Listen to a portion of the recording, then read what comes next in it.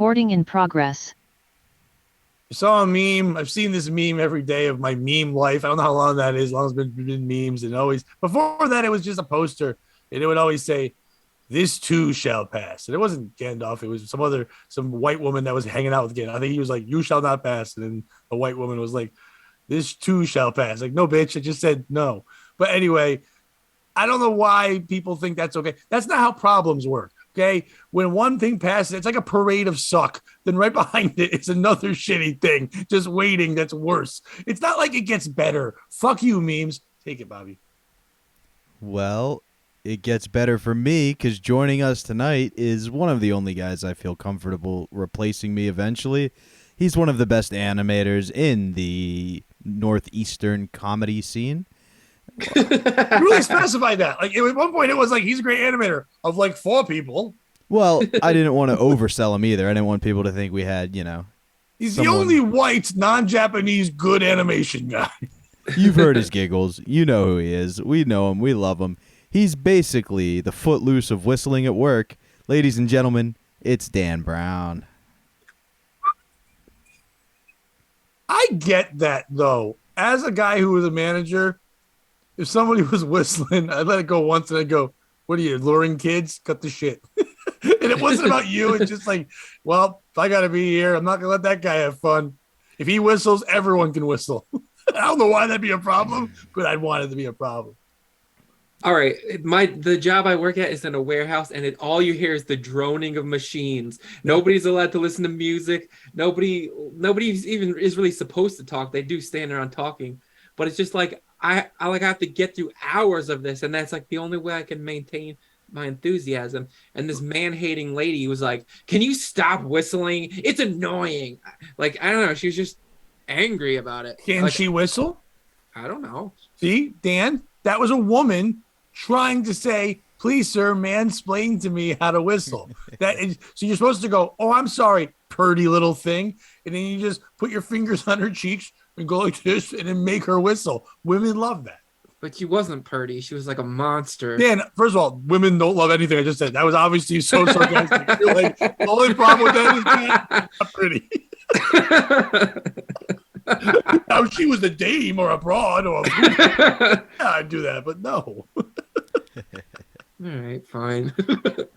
That was the problem. Pat, don't lie. She's not pretty. You were whistling Zippity Doo Dah on Juneteenth, and she was like, "I just feel like I don't know if that's appropriate."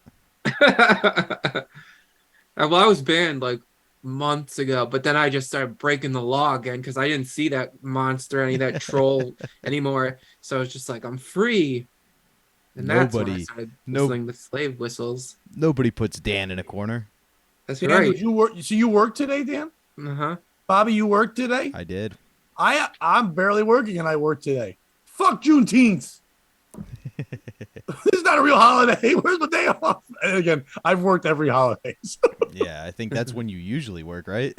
I was at work today. The radio guy, the guy was coming in. I was doing like a 10 to 2 shift, and the guy coming in for the 2 o'clock shift, I haven't seen him in a while, like just before COVID, because we're usually just weekend guys and we just pass the night, whatever.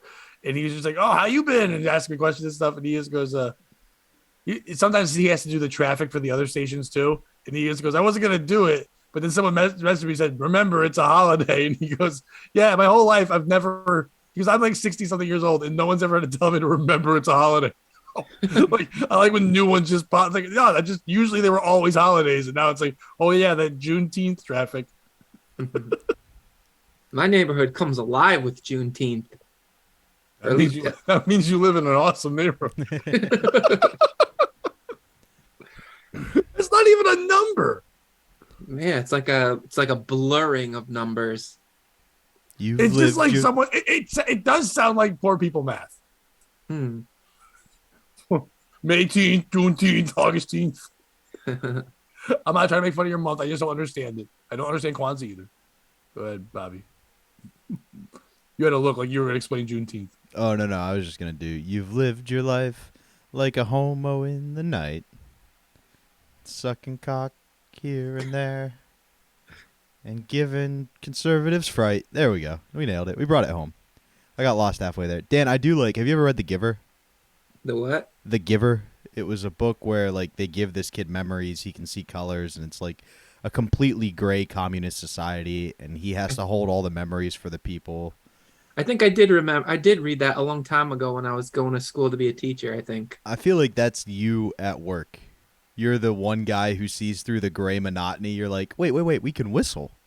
We can Yeah. have fun here. It doesn't have to be this dullness. And they come in, they're like, whoa, no. If they know about joy, they'll quit their jobs. And you're like, I'm just going to whistle. You can't stop me. Maybe, but sometimes I'm the gray guy Ooh. because like like I know all my stories involve a mentally retarded person. That's why I love him. It is why you're Pat's favorite guest. These are a few of some retarded things. Helmets and ice cream and sweatpants up here. Taking a shit and then rubbing a smear. But this guy He's retarded. He's got syndromes. He's got Jimmy funds. But if you give him some liquor and weapons, he'll kill some kids with guns. Okay, All so right, this folks, guy, that was the POS show. Dan, tell them where they could catch you. It's not getting better than that. You know what? Out of all the things people isolate and send back at me, go ahead. You can be as mad as you want. Even retarded Broadway people will be like, that was catchy. He nailed it. This- Not much we can say. But this This- guy, Hang on 1 second, Dan. I'm sorry. This jackass Johnny Knoxville Broadway musical version of The Ringer, he's killing it. Sorry, The that was a long singer. way to get there. I'm sorry. It was the singer. Thank you. Dan, carry it. Dan, the mic is yours. but this kind of slow-witted Forrest Whitaker looking manager guy came up to me and he was like, "Oh, it's the God Whistler," and I was like, the God Whistler, don't call me that." And he was like, and he was trying to think of like a nickname, like a fun nickname to call me. And I was like, "How about just Dan?" And so I think sometimes I'm the Killjoy guy. Hey, Louis Penis Week. Nah, I think I'm going to change it to Armstrong. Hey, Louis Armstrong. I like that Dan's like, why don't you just call me Dan? And he starts off by going, the slow-witted Forrest Whitaker guy. You gave him a crazy name. That's Why right. can't you be God Whisperer? You call him. First of all, I don't. No one thinks Forrest Whitaker's witted, so I think that's just regular Forrest Whitaker. No one's ever been like, how about that wit on Forrest Whitaker? He doesn't put the wit in Whitaker. No, half of them's quick. His middle name is Slow. Forrest Slow Whitaker. No, you got it all wrong. Half of them's quick-witted. The other half's just trying to catch up all the time. Yeah, he's looking for it. I still haven't found what I'm looking for. He's got a U2 eye. Well, I do like. First of all, why the God Whistler? Yeah, that's a weird-ass nickname. Be like, what is he into? Because I'm good at whistling. Like I Oh. whistle. Oh, you're the God of whistling. Yeah. Oh, See, I thought it was like you whistled to the god. Sorry. me too. I also thought it was like one of those like Aesop fables. Yeah. Maybe I'll try it. Like, we've all prayed and no one answers our prayers. But then Dan whistled about Jimmy's cancer. And Jimmy died. Don't whistle, man. Don't you know the tale of Dan Brown? He stole from the gods, and they're like, "See the one who stole fire? No, that was Prometheus. Oh, he was music that? No, that was someone else who Bobby doesn't remember. He was the one who stole whistling." That was a third guy. I like that the narrator also doesn't know what you don't know. That was another man. He's like, "I'm not gonna cite it because Bobby sure as hell can't." The God Whistler. The terrible reference maker, and Pat Oates bring you POS Reloaded. We put the re in reloaded. Giant RE. But not ER. That makes it worse. It's no hard R. But I like that. God Whistler makes me think like you can whistle to all the gods, but you have different ones. And I hope they're kind of racist. Like to each one's like Ganesh, you're like, you do that one and then they come out. That one? I didn't hear it. It didn't come through. Oh no. Oh, because I'm not a god. That's why. Yeah, it's a different I'm kidding, frequency, Dan. We heard it. unfortunately. We heard it. I was a dickhead in that joke. But I like Did you work in a warehouse that's all machines? Mm-hmm. But you're sitting there going, why can't this be more human? You make me feel like, you ever see The Matrix, like when they show all the pods, like if there was a janitor there, like you're him. Like there isn't a janitor there for a reason, because the machines are like, we don't need you. But you're like, and you're like, no, get out of here. We make hums and whistles. We're literally machines that hum and whistle, not you. And you're like, I'm better. Gods and machines fight all the time. There is another guy who is crazy, and he wears like a Wait a second.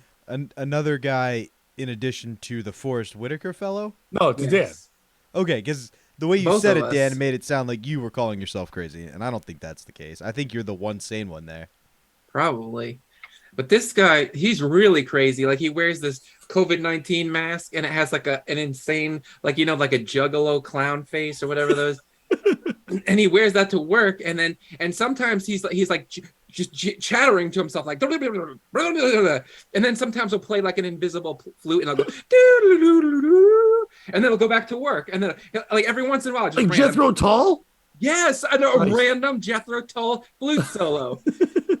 And today he was just like, he was over at the back end, like all the boxes come out of the chute and then they slide down on the conveyor belt. And he was just like jumping up and slapping the conveyor belt like a chimpanzee. And it was just so bizarre. No one's watching you guys? Oh, people are watching. I almost got fired today because I was leaning on the conveyor belt, and you're not allowed to do that. He was jumping. He was, but nobody saw his sneaky, clever Jethro Tullisms. Like he was like definitely stealthy at it. That's insane. I like the fact that an insane clown posse guy is worried about COVID. I know. Like a juggalo is not supposed to be afraid of like a fucking virus. Like that's not the juggalo way.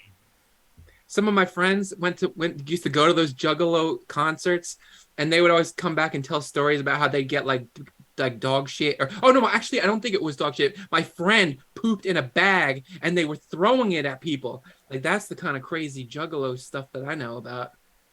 That is some that's also what monkeys do. But without the bag. Without the bag. Like it takes an extra level of civilization to put it in a bag. We're doing Joe Rogan bits right now. Good evening, ladies and gentlemen. My name is William Crooked Teeth. Why I don't have a British accent? Because my parents raised me in America before I re-emigrated back to the country. Reporting in for the BBC, live from the gathering of the Juggalos here during the 2020 pandemic. And I'm here to report they are social distancing. Everybody is keeping 6 feet. They're all wearing masks. Whenever somebody gets too close, they all circle them 6 feet apart and chant, "Family." Anyway, for the BBC News, this really wasn't a story. I'm William McCrookedteeth.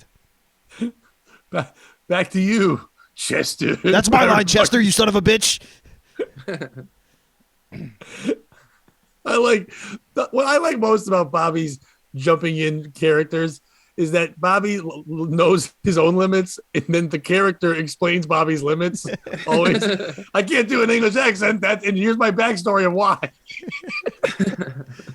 Because my parents moved me when I got the American accent, and then they brought me back here for some reason and got me a job to speak to English-speaking people who probably hate my accent.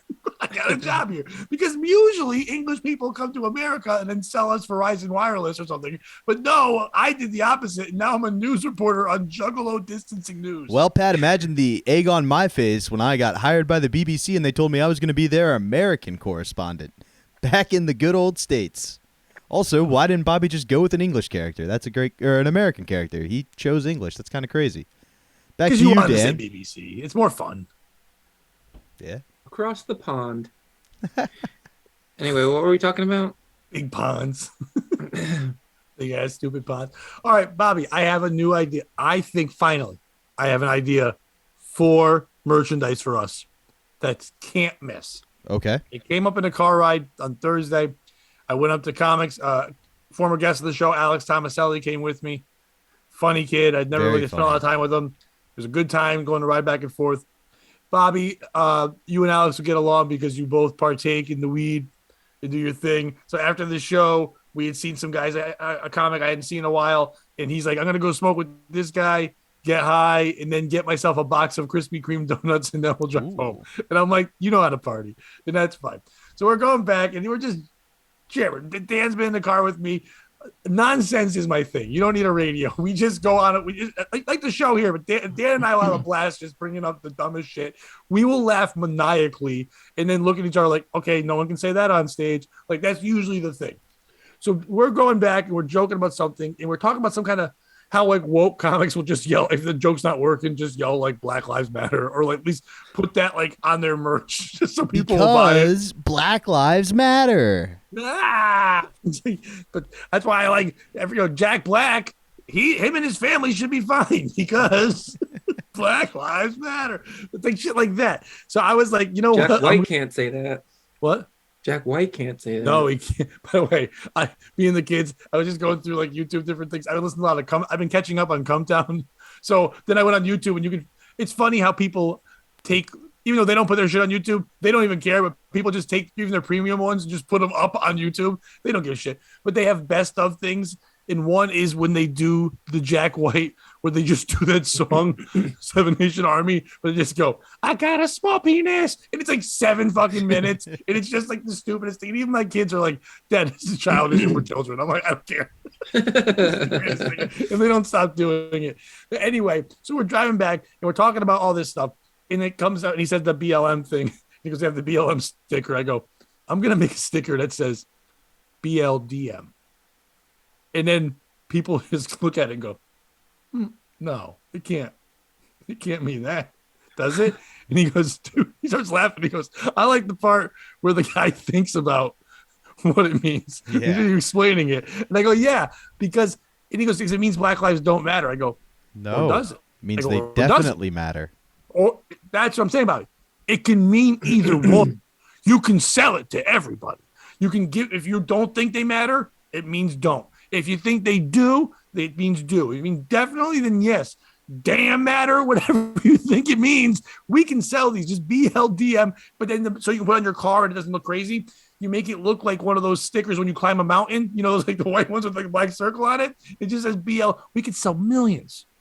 Yeah. There are a lot of cowards out there What would they be cowards for? because they're like putting they're expressing themselves without expressing themselves. But they're not even. That's what this is. That's Because the beauty if someone of it. says to you, do you think they do matter? It's like, well, what do you think? They go, I think they don't matter. Then yes. It can mean either one. You just fucking can back down. It's a coward sticker. And we get to use profiling because if a guy comes up and he's wearing, say, like a thin blue line shirt, you go, you know what this means. And if he's wearing, say, like Jordans, you go, you know what this means. Yeah. And if he's got like poop on his mouth, you go, you know what this means. Like, what? Butt licking does matter. Yeah. Now clean your mouth. But Bobby, do you have any shows? I did. I had a show Thursday at the Dunellen Theater with Aaron Berg and Clint Esposito and Victor. Did you almost Dino. call Aaron Berg Earl David Reed? Well, Sunday I had a show with Earl. That's why I Aaron got David confused. Reed is my favorite new character. I'm trying to think of how it would be. I know. I don't get Gum Friday, so I won't be able to see it. Oy vey. Us Jews, we couldn't put our nuts on the back of trucks He because just really doesn't our pay shit's anybody. circumcised. That's all. He just really doesn't pay anybody. Jewish and a black comic. No, so the show at the Dunellen Theater was good. I have a name for my new album because I had an experience I haven't had happen before. So I think my Wait, first you're doing an album? I think my first album is going to be called "Heckled by a Retard." What is it, Dan Brown story? Because I got heckled by a retard. No, okay. Full on, like licensed, Like registered retard, works or as just a- a loud guy? works as a janitor at the theater because he went to a high school program specifically trained to let him do that. And they let him clean during the show No, he got to watch the show. up front. No, in the back. He's still heckled. Yeah, so I did my Jamaica joke, which In ends Rosa Parks seats. not quite that bad. Maybe like a row or two in front of that. And so I do my Jamaica joke, which we all know is a domestic violence joke. And then he yells, like Chris Rock and Will Smith. Yeah. And I'm like the slap. And he goes, yeah. And I'm like, I feel like you're kind of Chris Rock or Will Smith and my Chris Rock right now. And he just went, oh, and sat back down. And I felt bad. That wasn't a heckle. I mean, not to quote the Big Sick, but any yell unasked for is a heckle, regardless of the intent. No, I don't. I think that's fun. Listen, First of all, I disagree with all Indian movies. Kumail Nanji's a superhero now. And Yeah. How funny he is now, jacked. yeah, fucking ripped. Not funny at He's all. so You jacked, can't be Dan jacked couldn't and even keep that animate haircut. him. Fuck you. You can't keep that haircut and be jacked. You look stupid. That is true. You got to I get think a he new was in- haircut. Sorry, I think Dan. he was in Star Wars too, wasn't he? Ben No, that was just a Kenobi? Klingon. They look the same. That's Oh. They're all brown. Do you think that? Do you have to call Klingons people of color? Wasn't it a waist shoot in Star Wars? That Star Trek. I thought Dan said Star Wars he was in. The Ben Oh, Kenobi I thing. don't. I took that as Star Trek. I don't know why. I'm sorry. Oh no, it's all good. Just wasn't it a waist shoot that Luke was able to blow up? Any Star Wars fans? You two? He was in a garbage in the dump. trash compactor but they escaped from that. But the Yeah. hole on the Death Star that was left it vulnerable in like the 6 movies where they blow it up. It wasn't that a waste management? I hole? don't know if they ever said what that was. Oh, okay. Just I thought it would be funny if Kumail was like, if we made the Death Star, there'd be no need because we just waste manage on the floors. Well, no, there'd be a dot on it, but right on the top. It took me a second to get that. That was good. Yeah, sorry. I know they don't have that anymore. Back No, in but my it was day, good, they're all yeah. dotted. You can't switch it up and not tell me to get a new stereotype. Do you think before like when a grandmother calls her daughter in the morning, she's like, make sure all your I's are dotted? And then the girl comes in with makeup on her eyeballs. What are you doing? That's not what What we do meant. dot my eyes? Dan, tag in. I don't know a whole lot about Indian culture. Oh, and we do. What was that? That wasn't us knowing anything. It sounded like you guys were a fountain of encyclopedic knowledge. It's me, reporter Bobby Tamburo, live from India, reporting. And I don't have an Indian accent because when I was 7, they made me. Well, I was British, but my learn the parents. language. I was British, but my parents were doing research at Johns Hopkins University at the time, so I grew up in the formative years learning the American dialect. Then we moved back to Breaking Britain. news! I was just broken into by other dimensions. Bobby Tamburo and cutting me off during my report in India to be corrected. I guess that dimensions Bobby Tamburo is rude and doesn't understand how valuable airtime is. Back This is to like you, a- Chester. This This is like dimension's a Bobby sociology Tamburo. Just class. wanted to make sure you got the backstory right. You seemed a little light there, Pat. We really like to set up the character because we very rarely deliver. Hey, Bobby, I think you take it in the backstory. Back to you. In this dimension, that's a compliment. I'm learning so much. What's your backstory? And then just some lady just got jizz that says the end on her back. That's it. That's my backstory. That's what I should name that joke I do about the woman with the stillborn babies and the tattoos on her back. I should call it my backstory because That's pretty good. But So Thursday was good. The real issue was Sunday. I love my dad, but Father's Day. it was Father's Day, and he came to my show, despite me calling and being like, hey, I don't know if this is going to be your cup of tea. You know, it was a bar show. We want to support his boy on Father's Day. Absolutely. But here's the thing. It was sold out, so they had to, like, find seats for him, my brother and sister who came in the back, and it wasn't a big deal. But then they were late, so they held the show for him to show up. Your dad's black? No, they just were running late.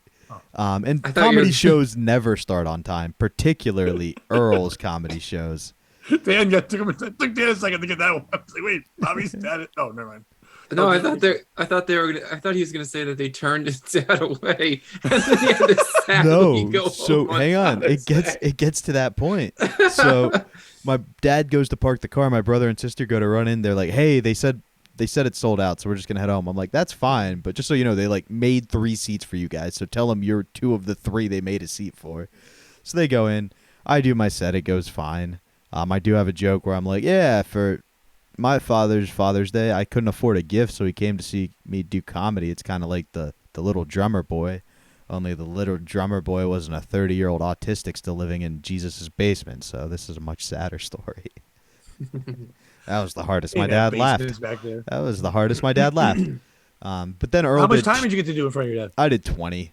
And That's great. yeah, absolutely. And much. Has he seen you do 20? Yeah, I mean, he's seen me do like a lot of time at this point. Oh, this wasn't special. Then fuck him. No, it was cool because it was like the biggest crowd. He saw me do 20 when we had 6 people at the Jameson show. Who was So, the like, headliner? Earl David Reed. Oh, okay, it wasn't Gino. No, when we had 6 people, it was Jameson. Right, but Jameson and Earl are still safer bets for your dad than Oh, Gino. 1,000%. My dad hasn't seen Gino, although he'd enjoy Gino. He's an old Ginzo himself.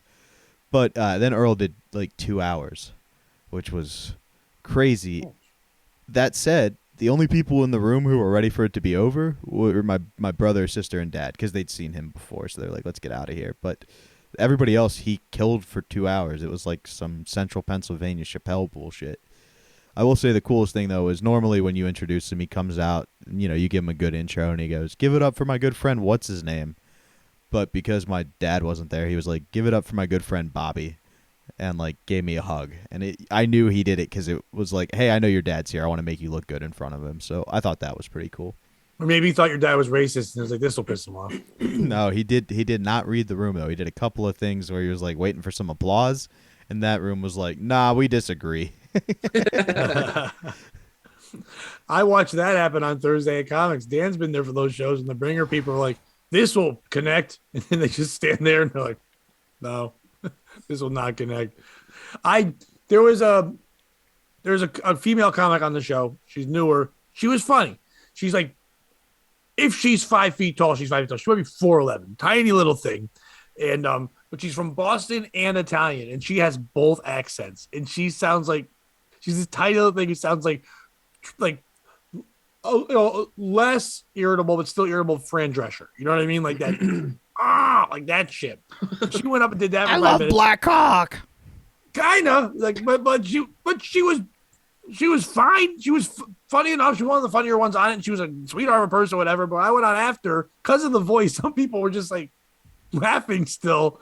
And I'll do a thing, Dan see me, where when someone does something a little odd or acts different, I don't say anything. I kind of just stand there and stare at the audience, and then they just keep laughing.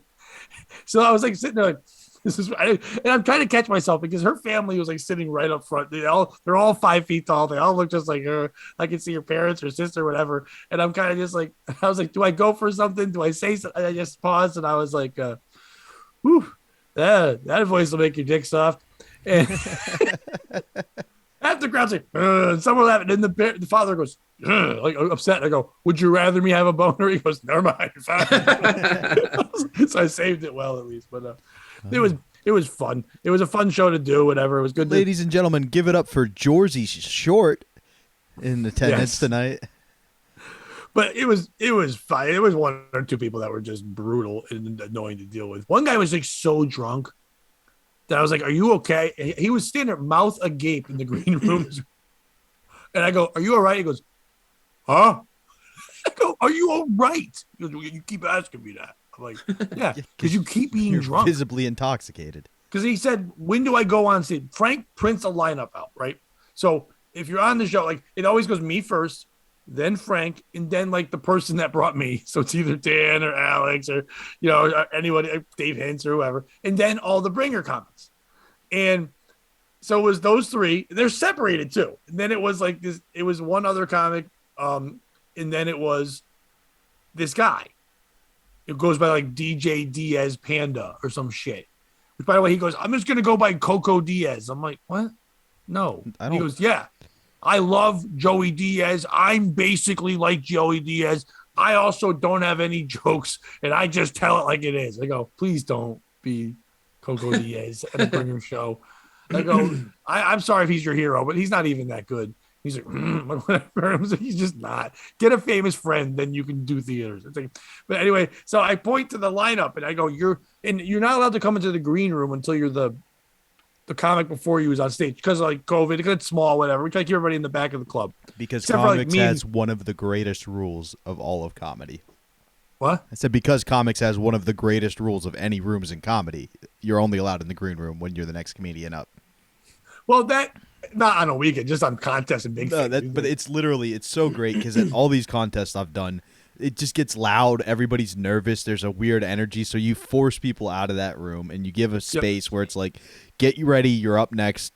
Don't worry about all that other shit going on. It's really a great rule. I wasn't being sarcastic. No, I knew you were, but like some people see, there's two trains of thought. Some people want to go into a green room to just clear their head and get ready to go on stage. Even if they're not thinking of their jokes, just to relax. Dan does that. Like I always tell Dan, you don't have to go. Dan doesn't have to go sit in the back. I'm like, Dan, you just go in the green whenever you want. Dan and I just chilling there. And then Dan will go watch the comics afterwards.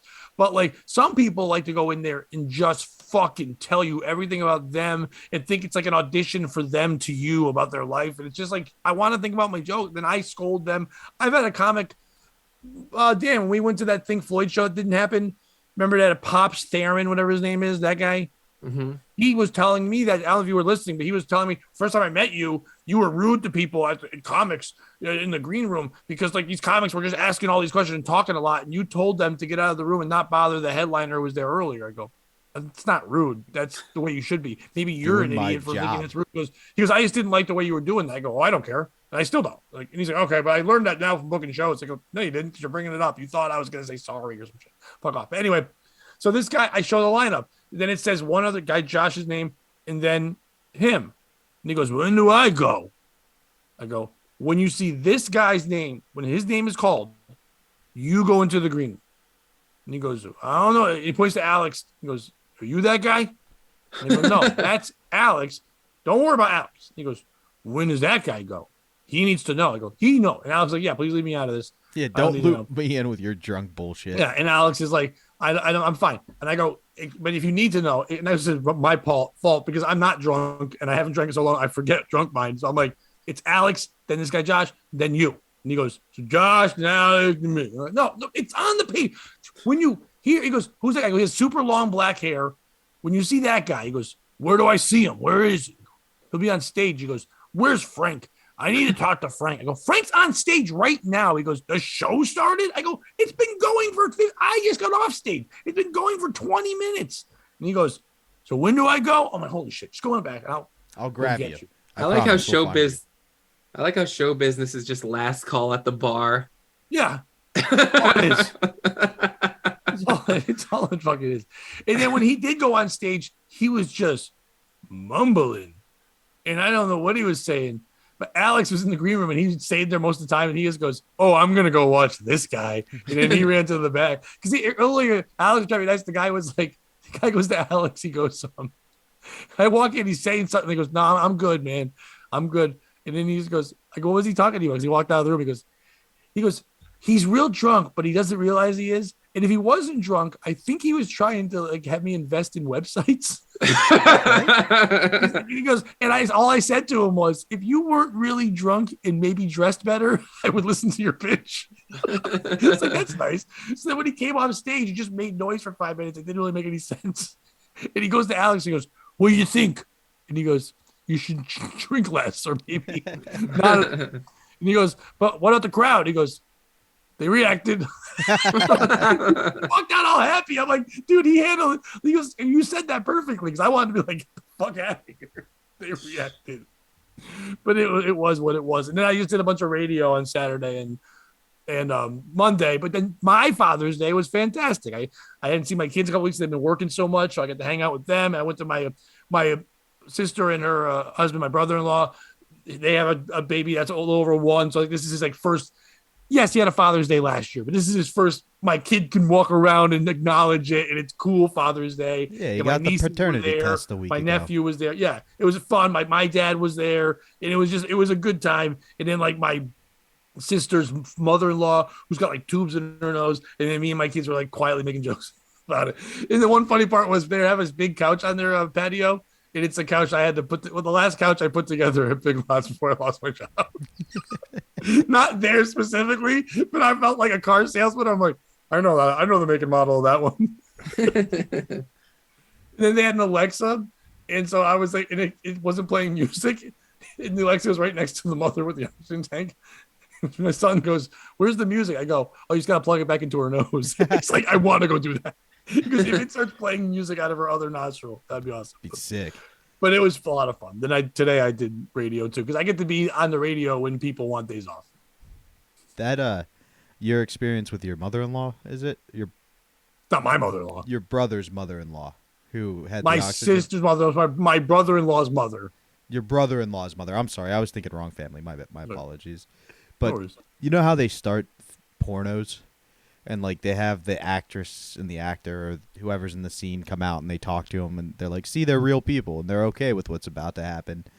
And I am okay. Yeah, exactly. They do like- that at the end. Yeah, that too. Yeah, that's one. But I'm talking specifically the pre-interview because, like, also at sporting events they bring out like the old teams.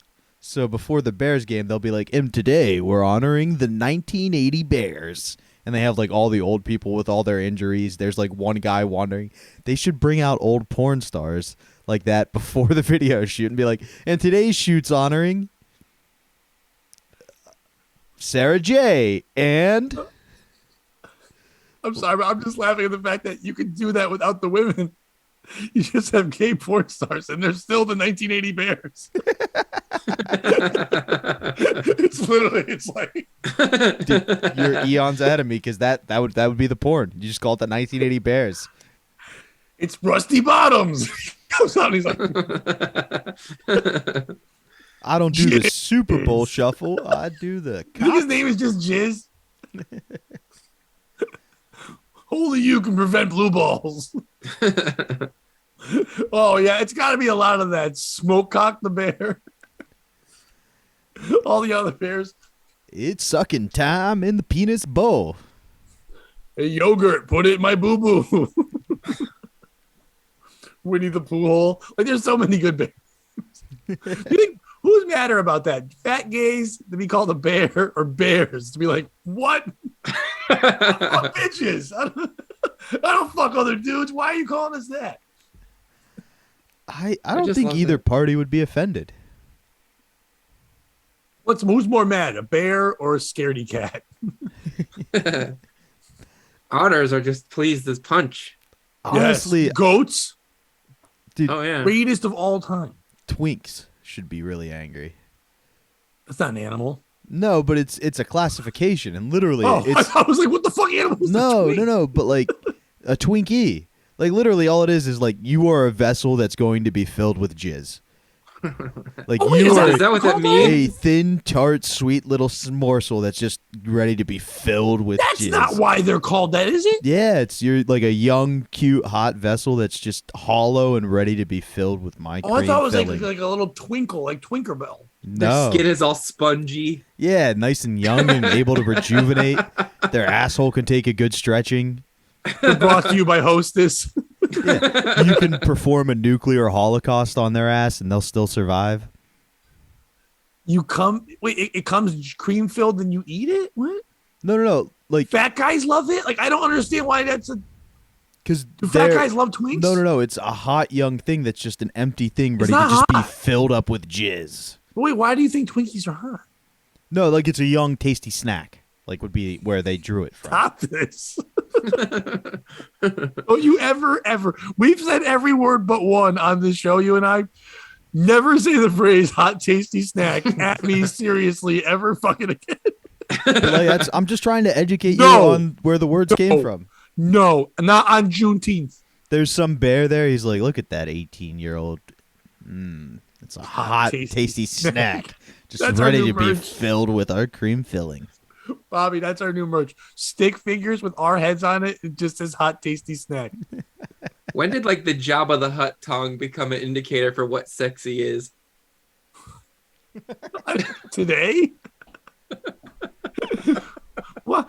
When did eggplants become cocks? When did peaches become butts? Who are these people that look at things and go, here's the thing that's kind of the thing. Tell everybody.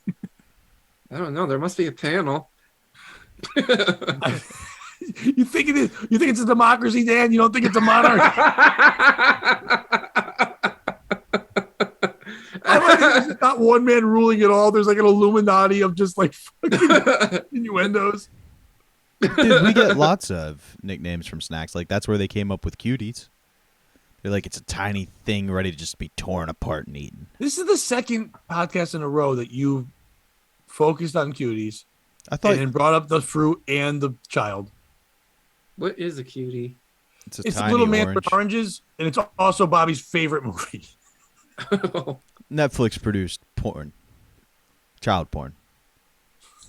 I like how you called it regular porn, and you're like, oh yeah, I forgot. Some Yeah, people that's not think the of it bad as part. different. Yeah, that's not the bad part. The bad part's that it's got kids. But like, If you fast forward to it, there's an adult sometimes. I have to keep not coming. Anyway, Well, even in regular porn, there's the husband that's watching. yeah, that's fun.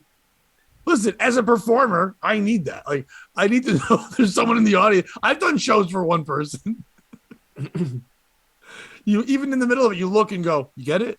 yeah, you with me? What do you want to talk about? Keep it down. Turn your phone on vibrate." You can leave, and I don't have to do this. Oh, don't leave. If you leave, I'll kill myself. If you leave, I'll kill myself.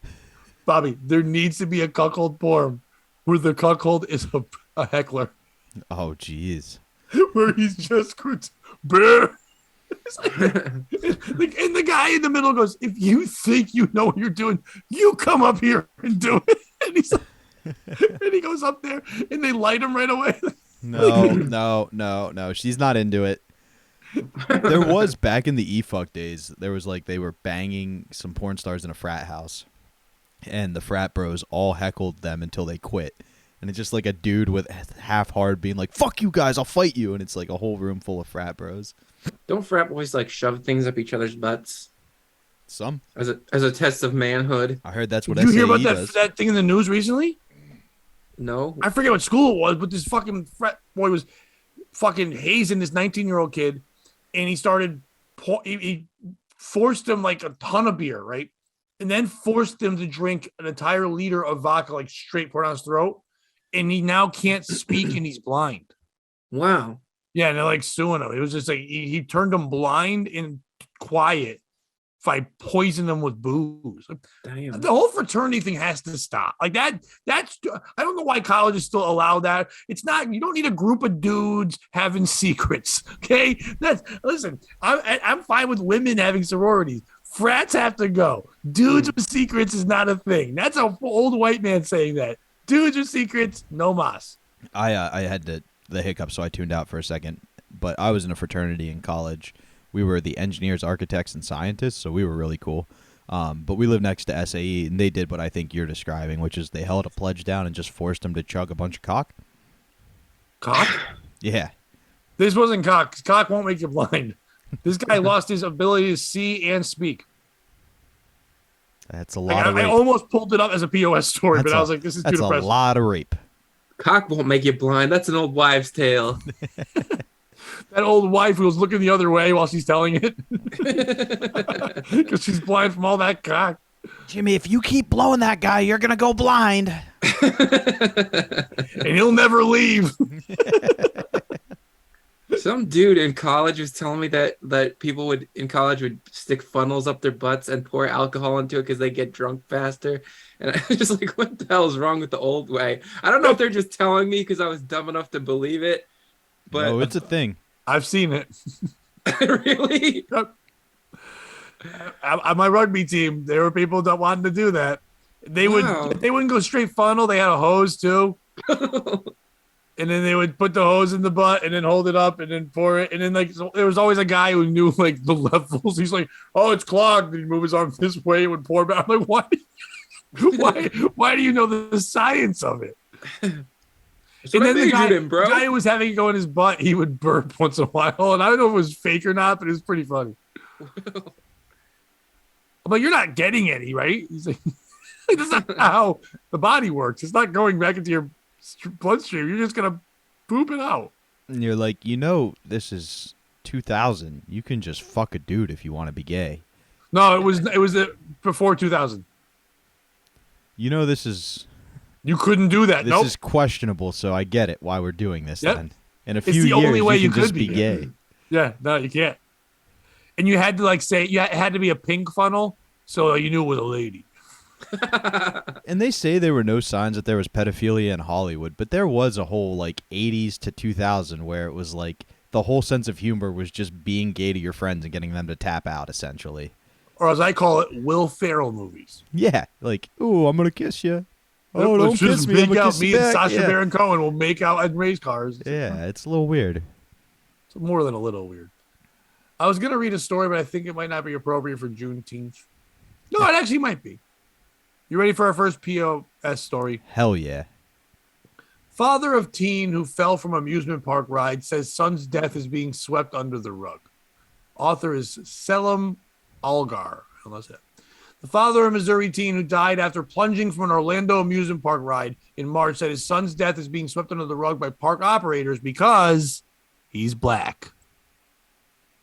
That's why they're not talking about it, because he's black. Speaking at a press conference in front of the free fall attraction, by the way, perfect name for that ride. If you fall off the free fall ride and you sue, no, because the name says, yeah, we're not charging you for that.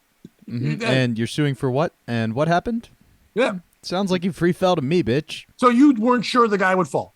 At least Yarnell Sampson said his family had not been treated respectfully in the wake of his passing. I don't want to use the race thing, he said, but I believe this is because my son is a black young man. He is being treated like this. I believe it was a European child. It would have been different. Like an English child, like a oi, mate, like I don't know, any kind of European, I guess. I don't know why it's all of Europe or just a black guy. Tyree Sampson, 14, plummeted from the ride at high speed and died from blunt force trauma caused by smashing into the concrete below. Yarnell Sampson attorney Ben Crump, by the way, great lawyer name. Ben Crump, I want Crump. Like, yeah, Crump's a good. We got Crump. Like, We're good. We got Crump, bitch, when he wins. Oh, that's gonna be awesome. Said Monday that the report found that the impact lacerated several of the boy's internal organs. His father, who said his son's bloated face was nearly unrecognizable at the funeral, ripped both the ride's manufacturer and Icon Park for failing to permanently shutter and dismantle the ride and for not placing a permanent memorial at the site. So he wants a memorial at the ride, which, by the way, would be a bummer. You're in line, you have no easy pass. You're waiting for 2 hours, and your kids are like, Daddy, what does that say? And you waited that long, and you know if you tell your kid it says someone died on this ride, this is where he died, your kid's going to want to get out of line, and you're like, we're already here. Yeah, that's a bad idea. That's a graves, son. What? Those are graves, son. You know how today was supposed to be a happy day? Let's talk about death and mortality. This is a fun conversation caused by an amusement park sign. You could put a memorial, but you put it somewhere else in the park. Look how amused we are. What would the memorial be? Is it just a statue of him, like face first, an inch above the ground? Like, oh. Well, that to be face first because remember he's now unrecognizable. So that's it's the most ironic memorial ever. What they do is they have like at amusement parks they have a sketch artist who draws like a crazy face of you. No. He draws your face and after you fell off the free fall. There you go. Remember that painter who messed up that Jesus painting? That's what it's gonna be. The ride is currently closed indefinitely while an investigation goes. What are you talking about? It is closed. I refuse to let this get swept under the rug, he said, because my son didn't deserve this. Sampson also asserted that there was a party taking place at the park near the site of his son's death over the weekend, a scene he found disrespectful. So he's saying, I guess what the father's saying is that listen, we're joking, we're doing whatever. Yes, you lose a loved one. That's awful. I'm not saying shit on that. And yes, it feels like it's your whole world crumbling. But to say that the rest of the world isn't going to go on is crazy. It's never happened for anyone's death to like the most famous person in the world or whatever. Jesus died and people just keep wondering when he's going to come back. You know what I mean? Like everybody does move on from it. It does suck. It's awful. Hopefully the park will take care of them. Yes, they should be liable. Your son died. Money should happen. But to think that this place is not going to continue to do business is crazy. First of all, how do you want them to pay you when you sue them for millions? They're going to need to be open, so they can't pay you in tickets and a giant stuffed animal. What are they going to give you? So an investigation into the incident, which was captured on video, went viral after saying, I didn't see the video. It's viral. I don't ever want I can't watch that shit. Nah, I don't can't. need to see somebody die tonight. But I will watch reaction videos. Yeah, that's fair. Oh, I've fuck. been watching so many rap reaction videos. I can't stop. I can't stop watching people watch Coast Contra and then react to it. And it's my favorite thing ever. Some guy, it was a 19-year-old black kid and his white girlfriend reacting to that. I only like it when old black men review it because it's back in the old 90s style of rap. So I don't want to hear some young kid's a point thing on it. But he goes, yo, this last guy, the storyteller. That reminds me, remember when Fresh Prince did that song, the theme song? I'm like, oh my God, I hate life. Do not compare those bars to West Philadelphia, born and raised on a playground where I spent most of my day. Anyway, his family said he had been turned away from the other rides because of his weight. So, where was that part? The turn of the standout football player significantly exceeded the rides. So he was big, and every other ride was like, nah, man, you too big. You too big. I thought it was like a little kid. But this... He was turned away, but not this ride. Also determined that a safety harness for the ride had been manipulated to accommodate Samson's size. So, wait a minute. So this guy's complaining that the world's not stopping for him, but they keep saying to him, hey, man, you're too big. He wants to go on the ride. They're like, we have to manipulate the harness because you're such a monster. And now he's mad that the kid died. Like, we're doing it. We're saying, we're accommodating you because you won't stop saying you want to go on the ride. And now he keeps wanting to go on the ride? Like, that's insane. And then you're going to blame them? You're not letting them do all the precautions. Like, go, hey, you're a monster. You shouldn't have fun. You're too big for amusement. Which, by the way, I've said that to women, and they're like, no, don't say that to us. Crump, oh, my God. The Post keeps giving me ads. Crump said Monday that a lawsuit against several parties, including the ride's manufacturer, the Slingshot Group, by the way. Do you think the Slingshot Group doesn't do a good job? The names of these things are amazing. Is pending, and that additional defendants are being considered. These companies cannot be allowed to get away with this, putting profit over safety, Crump said. The Slingshot Group, the Icon Park executives. I get emails from Icon Park all the time. Oh, that's the other one. The one parking near Compound Media. I parked there once. I get Icon parking. You all cannot simply sweep this under the rug as if Tyrese Simpson's death doesn't matter. We need the stickers. The teen's father said he missed receiving an annual Father's Day phone call from his boy on Sunday, that the occasion was doubly painful because it landed on his own birthday. This father's really going for everything. He added that Samson was a top student and a promising future ahead of him. Who's the piece of shit in this story? Is it the amusement park? For after all those things, and not just demanding this kid shouldn't go on the ride, and shutting down and closing their business and saying someone died and no one should be allowed to have fun. We should stop all this till we can make sure no one ever dies again. And I know I feel like I'm being sarcastic in this thing because I kind of am, but that's what the father's point of view is. Is it the father for making all these demands and saying that all these things should happen? Is it the son? Now, I'm not saying the dead part, but the part where this obviously sounds like a big adult. He's a football player in high school, not a little kid who keeps demanding to go on these rides when they keep saying, no, man, you can't. And it's this new mentality of like, you're telling me I can't? Are you body shaming me? It's like, well, no, the machine can't handle what the fuck you're doing. Like, it can't do it. They had to adjust the harness. Is it the kid who adjusted the harness? He's probably like, whatever, you'll be fine. I'll just fucking do it. What's the worst that could happen? Is it like the lawyer for jumping in on this? Who's the piece of shit? Dan, go first. I think that the amusement park is the piece of shit because they should have treated him like everyone else and swept his body under the merry-go-round, like all the other races, not the rug. Yeah, it's like, see, if he was Indian and they swept him under the rug, I would probably be upset. Like, really? Flying carpet? And what does he want? Like, saying swept it under the rug. Is he upset because it's not national news? I think that's what I get from that. Like, it's not so much the park. It's like, why isn't the world talking about that? And I understand that. That's a father's pain. Why isn't the world care that we lost this most important thing to me who might have called me on Father's Day, which he said. But like, it sounds like he didn't see his son that often. Where's the mom in this? She's probably still crying and like, stop talking to lawyers. We lost our son. Why did you bring him to the amusement park? He's a huge... You could have brought him to a You never went to one of his football. Well, my work doesn't give me free passes to football games. New mom wanted to go to the amusement park. Bobby? I mean, the piece of shit's the amusement park for not just hiring a lawyer and absolutely turning this into a publicity stunt for them. Right? Like, oh, let me tell you something, okay? Nothing's been swept under the rug. Someone here dropped a fat fuck off a roller coaster, and it wasn't us. You guys dropped the ball, and by ball I mean your fat fuck son, by not raising somebody who could fit on a roller coaster.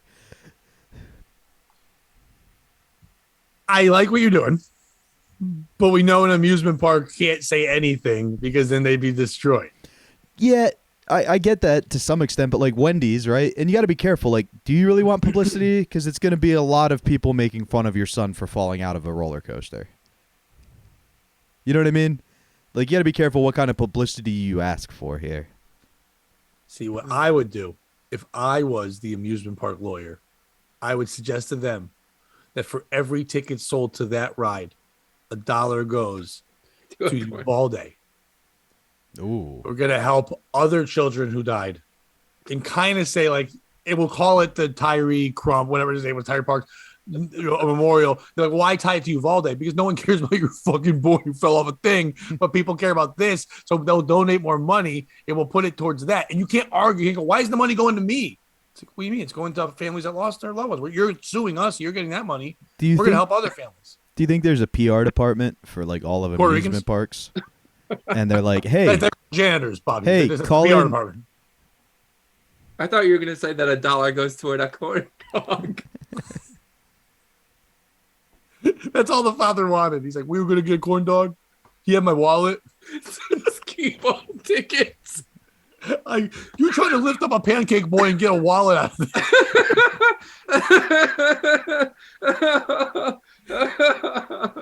Listen, the piece of shit in this story is the father. It's the father for going on like this. Yeah, you lost your son, man. It's not about the park not fucking recognizing. It's not about all that shit. You should be talking about your son and how great he was and how much your heart hurts and all that. It's not about yes, he died at the park. Do you think he also lost his son like a golf ball? What is that? Do you think he also lost his son like a golf ball? Like when you're trying to follow it, like oh there it is. He just gave up looking for it. Oh, there it is. It came back. He gave up looking for it, and some white guy just found it and kept it. But like, no, it's like what you do is you demand the park once a year has a Tyree Day, whatever his name was, Tyree Day, where it's a day where fathers and sons go there and do rides together, but also talk about the safety and all that kind of shit. Whatever, you make it a thing. And you sacrifice one fat kid to the gods of amusement parks to appease their anger. But he wanted maybe you have a booth, like maybe not a dunking. Maybe, you know that booth with a mallet. Yeah, that'd be bad. And you put his face on it, and he just plops. I don't know. It's awful that he lost his child. I'm not going to make fun of that. But the arguing that we're sweeping under the rug, he wants it to be a national story because other people or kids dying are national stories. And that's sickening. It's not about that. Like, do you think you lost your boy, man? You know, and you want a payday? That's what he wants, obviously. He's mad they didn't shut down the entire park. That someone at a party. Like other people's kids died. Kids die every day. Someone loses someone every day. And he was at the amusement park with his son. Was he not supposed to go because somewhere someone lost their son? I'm sure that's not the first death at that park. You know what I mean? All parks have deaths. Yeah, they're pretty good at hiding it, though, and not declaring the death till they're actually at the hospital, right? Well, no, I think most people aren't all about just let's let the news know my kid died. They're more worried about let's get to the hospital and worry about my kid. You know what I mean? Like, my first thing wouldn't be, I hope CNN covers this. I'd be rushing to the hospital. It wouldn't be about reporting. Do you think there's a PR department for all the amusement parks? And they're like, oh, boy, this Tyree dad's getting out of control. Somebody call Tosh. We need him to make a joke to bring some awareness.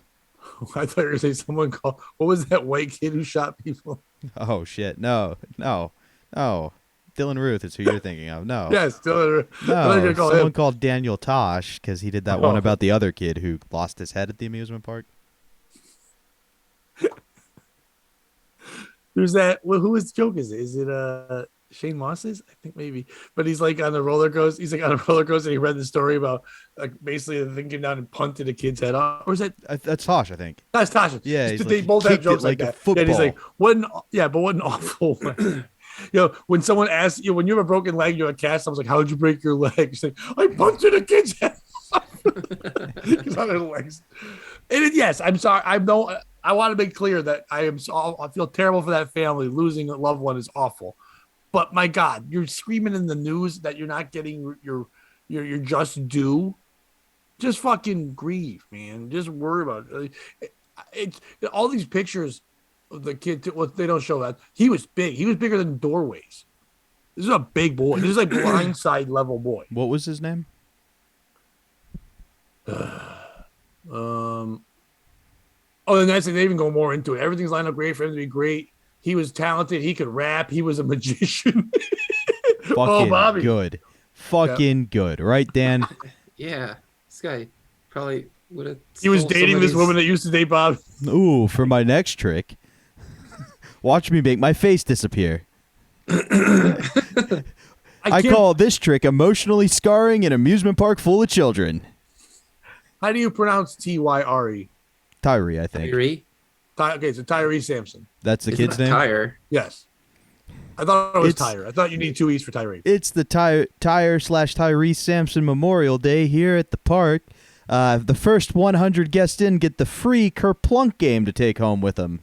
Good old Kerplunk. Wait, that's my other brother's name, Kerplunk. Get your commemorative Kerplunk featuring Tyree's face. Listen, I'm not a mechanic, nor am I an auto gearhead or anything, but I'm pretty sure there is a Samson tire. Oh, definitely. So they just call him Tire Samson. Maybe. That might be what it is. His sister Michelin. Michelin Samson would have bounced right back from that fall. If you cut his hair, that's why he died. If he had long hair, then Samson would be fine. It was a deep cut. Should we do one more? Because that's a weird story to end Disney on. decided to do a dark reboot of a movie that everybody loved. Coming to theaters this year, The Blind Side. Watch as Tyree Sampson blindsides an amusement park full of families waiting just to have a fun day. Medea goes to the amusement park. You'll never see it coming. Starring Lemaire Lee as Tyree Sampson. I had one more. Where is it? Oh, you might know these people, Bobby. Oh, boy. Our final story. Pennsylvania wife accused of killing burning husband on back porch by our favorite author, Emily Crane. A Pennsylvania woman had been arrested for allegedly murdering her retired deputy chef husband and then burning his naked body on their back porch. Evelyn Zigarelli Henderson, 66, was charged with criminal homicide, aggravated arson, and arson over her 84-year-old husband, Carmen Henderson's grisly death. So she was 66. He was 84. If you look up this story, he looks 20 years younger than her. She looks 1,000 and also looks like Einstein. And he has the only picture they have of him is eating ribs at a restaurant, which is fantastic. And he was a deputy what? He was Chef. he was retired deputy sheriff. Sheriff. sheriff. I thought you said chef. No, sheriff. I was like, she was just trying to creme brulee him. I'm deputizing you to make these fries. You always went around deputizing people? Just give them a star, like in Tombstone, and just fucking handing them out. I'll be your Huckleberry. Authorities discovered the gruesome scene after the wife, who is a former political candidate in Dauphin County. Are you near Dauphin County? Yeah, I live in Dauphin County. Yeah, she was a former political candidate. Called What was her 911. God damn. Evelyn Zigarelli Henderson. I think I saw some of those signs. I mean, it's a hyphen. Probably. She might have just been Zigarelli there. Ooh. Authorities discovered the gruesome scene after the wife, who's a former political candidate in Dauphin County, called 911 to say she thought her husband of 30 years had set himself on fire, according to a criminal complaint. That was the first call. I think my husband set himself on fire. I don't know what happened. Zigarelli Henderson allegedly changed her story repeatedly when questioned by investigators about her husband's death. She initially claimed it was suicide. Then allegedly said her husband had accidentally set himself alight after smoking a cigar on the porch, Tom Petty style. She didn't say Tom Petty style. When inspecting the victim's body, authorities said they spotted fly larvae in his mouth and nostrils, indicating he had been dead for a long time. He had not just done this. When you got fly larvae in the mouth, it's over. By the way, so you're saying spontaneous combustion isn't a real thing? Okay, then I think he was trying to kill himself. Okay, then I think it was an accident. Okay, are you familiar with Richard Pryor? Because he was smoking a cigarette in bed and was really into drugs. Okay, no, you know that one. There was maggots in his mouth. Okay, it was a demon. It was a demon. Are you familiar with demons? He was recreating Pink Floyd's The Wall, you know, where he's just smoking that cigarette the whole time. He was just doing that. He was just sitting there in a rocking chair in his newspaper suit, smoking a cigar. He was deputizing everybody, and they couldn't handle it. Okay, have you seen The Walking Dead? Because he was a zombie, but he had bit by a petty bug, so he also died that way. It's like The Walking Dead, but he's not walking. No, he was on fire, and I lit him. I mean, damn it, you got me. It wasn't immediately clear when Henderson died, and authorities hadn't released his exact cause of death. Cigarelli Henderson allegedly admitted to delaying her 911 call, but couldn't explain why she did. Authorities said the couple were in debt after the wife allegedly said she'd blown all their savings on vacation homes and indulgent activities like day spas. So obviously there was arguments going on about the money. Zigarelli Henderson said they owed $40,000 on a second mortgage, and their sheriff's office was going to seize the property. The wife also allegedly admitted her husband, who retired as a Dauphin County chief deputy sheriff in 1995, a long fucking time, had a $10,000 life insurance policy, which wouldn't even dent the money they owed. No, that's terrible. Who's the piece of shit in the story? Is it the wife for not making the... Listen, what if he did just die by lighting himself on fire and she thought that was embarrassing and didn't want to say it? So she was like, I'm going to try to cover it up and make it seem good. You don't know. She's like, I don't know, fire. No, maybe he did it because they'll find out it was him doing it. And then maybe he loved, you know, like those shows like Andrew Zimmerman where he would go around and eat crazy foods. Maybe he liked to eat larvae and he was like doing that. He was a deputy chef. Maybe he was a deputy chef. Maybe he was testing new food. Right, he was deputy chef, so he was sitting there. He wasn't like the head chef; he was a deputy. So he was trying to make. He just did the larva and all the other stuff, and he making that up. Is it the guy for like not leaving her? He's 20 years old. Okay, it's hot when you're like 50 and they're 30, but when you're 88 and they're 66, there's nothing hot about 66. Get the fuck out of there, deputy sheriff. By the way, if you're retired 95 as a deputy, you were never really a sheriff. You're a junior. That's like being a Cub Scout and never being a Boy Scout. What are you doing? Grow up. He was deputized in the 60s to catch one group of individuals. Yeah, arsons, and he could never do it. He could never do it. There is it nemesis. The police who just keep answering all these calls. They right away be like, bitch, get out of there. Stop lying to us. She's like, you know who I am? Like, not really. Is it the She's police? Like, because they tried to warn him, but they insisted on sending a message in a bottle. Yeah. And not a more productive means of communication. It was. And then, I don't know if you heard this, but the police actually said to her, because she was like ill, don't stand so close to me. Don't stand so close to me. Doing police songs then. And then P. Diddy came out and go, ooh, another death I can dance to in the back. Every breath you take. Faith Evans is like, do I get money again? Like, no, you don't get any more money.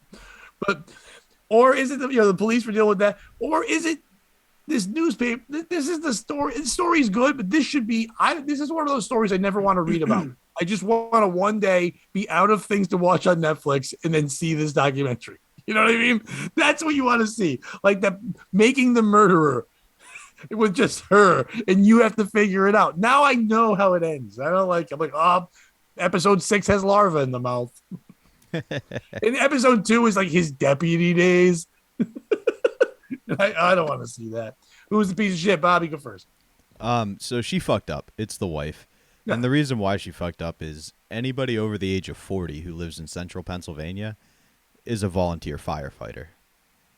Like, if you're rich and you have a midlife crisis, you buy a sports car. If you're poor in central Pennsylvania, you join the volunteer fire department. They knew this guy didn't fall in the fire. They knew he wouldn't commit suicide by fire. That's what like his bread and butter is. Did you know something like 90% of all firefighters in the United States are volunteers? Yeah, which is crazy. That's fucking nuts. Do you really want the safety of your house to be determined by, I didn't feel like coming in today. I had a little yard work to get done, so I ignored the call. My nephew is 16 years old, and he is now like training to do that. So he gets to do calls and stuff. And I'm like, that's so he's like, I'm like, so wait, if there's like a real fire, he goes, yeah, if there's a real fire, I have to get a ride to the firehouse. I'm like, so you have to have like your aunt pick you up to bring you to the fire. I go, why do they want you there? He's like, what? I go, I'm not trying to be a dick, but like, you're like, don't know what you're doing. He's like, well, we have to like clear the brush and shit. And don't you know? Because they don't have employees. Don't That's you know, why. Pat? He's doing it because he's going to be swimming in pussy. Yeah, that's volunteer firefighters, man. They swim. No, in pussy. they do well, but you do well. You do well for what you weren't going to do before, but it's never. Oh, that is true. Listen, when I was in high school, there was a couple of girls that used to bang like fire chiefs and stuff, or fire volunteer guys, and we call everybody calls them the fire hose. That's what you call them. But like they're all hanging around there, and actually, one girl was a girl I dated, the first girl I dated in high school. After we broke up, she started being a fire hoe because they think they have success. Like that's the first adult thing. Like, look, they're doing adult things, so maybe, and you're still in high school, so you think it's a thing. So yeah, that's the one you volunteer to get puss, but then you get older and you get married, and you're like, I just married a fire hoe. You know what I mean? That's not good. Then you just use it as an excuse to never see your wife. Right. You're like, call me back. Haven't you seen Backdraft? It's like that. Like, it's never like that. Like, what do? Every day you stand in the middle of the road holding a boot and cause traffic so they can throw change in it so you can have a new pole. So yeah. Only you and strippers use poles. Yeah, I'm going to take the controversial stance that it's the woman who murdered her husband in this one. Yeah, for the money. Yeah. Because she had 20 more years left, and she's like, when are you gonna die? You're 84. If he had done something ridiculous, like, I don't know, fucked a comedic magician, maybe. But yeah, but she didn't do that. No, she was doing it for the money. Dan, who among us hasn't enjoyed a big plate of fly eggs and gasoline sauce? Not lately. Not in this economy. All right, it's the woman. Oh, by the way, Dan, I heard that her last words were "stop whistling." No, I'm kidding. If anyone looks up that story, you've got to see the picture of this guy. The one picture they have is him just at it looks like he's like at, maybe it's like a Longhorn Steakhouse or one of those. He's got like a big plate of ribs, a giant loaf of bread, a big side of broccoli, and a pimp hat on, and he's just eating. And in the picture of her, she looks like Yahoo Serious. It's like crazy what they look like. She looks like the dead thing, and he's like living his best life, or was. And he's probably eating that going, not shown in this picture is the bowl of larva I ordered. Maybe she just electrocuted him to death with one of her wacky contraptions. This one won't make you die. I like when they're always. When I've had people say they want to kill me, but I always say right away, listen, no life insurance. Just gonna be a lot of effort on your part, no real payoff. Yeah. Can I change why she's the piece of shit? Of course. Because what a perfect opportunity to marinate using any one of the many flavors from Silk City hot sauce. What? Larva flavor? No, not larva flavor, but listen, if she had soaked her husband for the days he was dead in Silk City hot sauce, A, those flies aren't coming in. B, she throws them on the fire, everybody's coming over for a barbecue, all the evidence is gone. Dan, tell him your favorite flavor of Silk City hot sauce to use when you're cannibalizing your husband. I love the badass Jew flavor because it's the preferred. You can't flavor. use badass Jew when you're marinating somebody to throw them in a fire. That's bad taste, Dan. Oh, yeah. No, it's good taste. It's bad Jew. It's good sauce. I'm just saying it's the preferred flavor of Mark Bova and other murderers. Ooh, I like it. Pat, how about you? Mark Bova deep cut. I love the Mark. I love that Mark Bova is still a subscriber to our Patreon. Bova these nuts. But it's okay. Oh, no, but I meant what flavor would you use? I'm sorry. I know. Oh, okay. I'm sorry. And I have to ask a question. What race is the person? If it's Central Pennsylvania and he's a cop, he's gonna be white. Okay. Then I'm going to use nightmare. Because there's nothing whiter than a nightmare. Because all the races are like, really? You're stressed out because of money? Try being called a word every day. So that's white people shit. It's like, try not getting a job because of this. Try being stereotyped all the time. We're like, I'm sad because, like me, every day I wake up in a cold sweat because I feel like I'm never gonna be able to pay a bill, but I'm still that white privilege somehow. So I shouldn't be that sad. So I would use nightmare sauce because that's privilege sauce, and I would pour that all over a white man, but young. I would never eat an old gamey man. Well, regardless of the many flavors you're gonna use promo code POS, as in probably oversmoked, to save 15% or more. SilkCityHotSauce.com. I was trying to think what else, but I don't know another word. Like slug? Is that like larva? I was sitting there for a while trying to figure it out.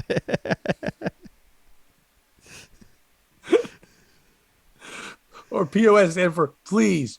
Oh my God. Stop with these ads every week. Can there at one point you two just sell sauce? It's not working.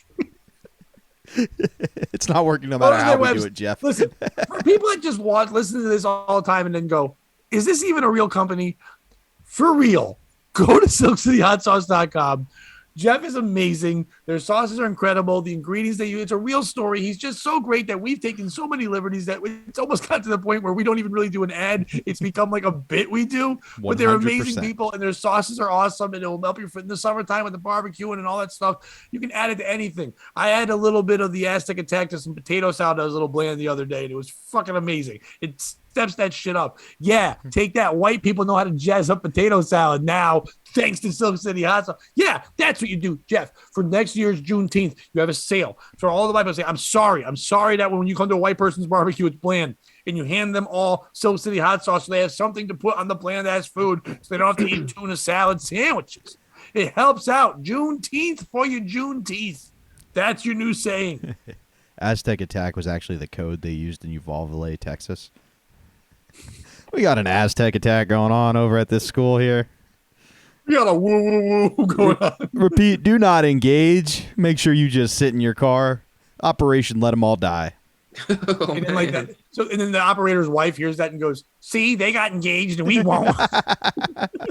Why won't you propose? I don't know, because his wife shuts the fuck up. And I think we did it. Dan, tell people things. You can follow me at Ghosty Films on most social media things, and Dan Brown Comedy on Instagram. Bobby? Check out the Davy Max Sports Program. It is back and in full effect. And we've also got the dump every day that Compound's on Compound Media. Some stuff has been going crazy. I'm sure we'll cover it at some point. I will be at the Mohegan Sun in the Poconos this weekend. Come on out. We'll have a drink. I'm not driving. It'll be fun. Pat, tell the people what they really want to hear, and that's where they can see you. You can, what do I got going on this week? Not what, Sunday, I'll be at Comics hosting the Last Comic Standing competition. So come out and see what names I yell and what people move on. I guess that's great. I'm going to be. How do you guys get away with that in this day and age? What? Like not allowing wheelchair comics to compete? We always do. Donovan, get out. Nope. You're not standing. I know you're making jokes, but we've not only done it, we've done it many times and had people move on. And we're like, fuck. Now we got to do round 2 and keep moving shit. Remember that time you wanted to have sex with that guy's microphone stand? Yes. By the way, Dan tells that beautifully. The guy was so crippled he couldn't use a microphone stand, so he brought a woman with him who was cute. Ooh. And she would hold the mic. And I go, well, I've never wanted to fuck someone's microphone stand before. That was me as the host. The crowd lost. Like everybody was fine with him, and it was just like they couldn't get him on stage. They do a light to the side and shine it down. And of course, the 3 categories are on there. And at one point, I was like, well, you'll get 2 of the 3 categories right, but 1 stage presence, so you get a 0. But yeah, some of the comics I've been that kind. It's so funny because everyone's like, "Oh, this is great," and they don't realize how dark wheelchair humor is. Yeah, it gets Those rough. guys are just in a chair hating life. So the things that make them laugh are just like so maniacal. So when they finally tell it, people don't know how to receive it. So for 3 to 5 minutes, they're laughing. The last two, they just forget they're crippled. They're like, ew, you deserve what happened to you. Like one guy, his opening joke was, people say, "Are you paralyzed?" He's like, "No." He's like, "Were you born that way?" He's like, "No, I'm just a big Christopher Reeve fan."